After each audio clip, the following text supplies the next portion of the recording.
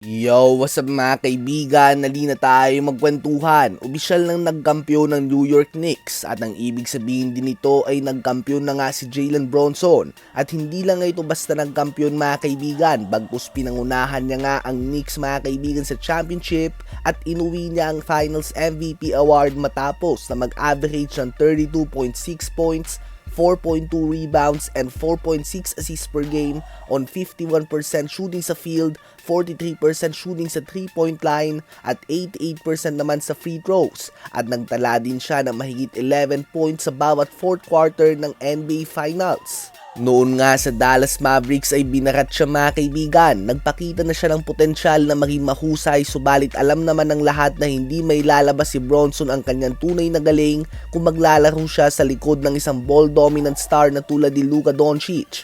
Ganun pa man ay kontento na nga sana siya na maging number 2 or number 3 option lamang sa opensa.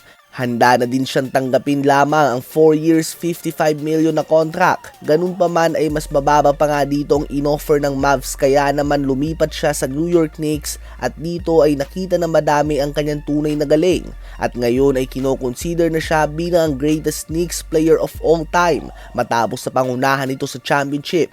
Isang bagay na hindi nagawa ng tulad nila Carmelo Anthony noon.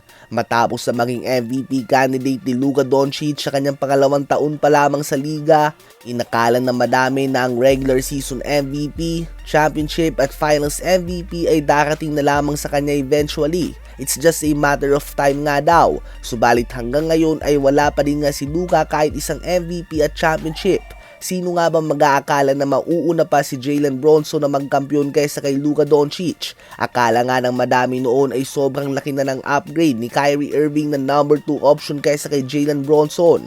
Subalit ngayon ay hindi nga exaggeration kapag sinabi natin na si Brunson na currently ang best scoring guard sa buong NBA ngayon. Ano ba masasabi nyo tungkol dito?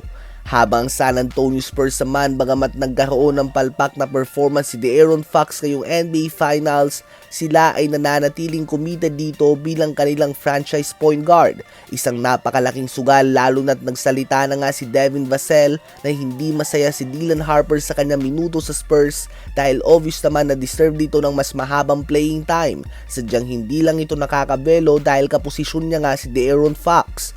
Sa ngayon nga ay nagpakita si Harper ng solid performance at madaming makakapagsabi na future superstar ito.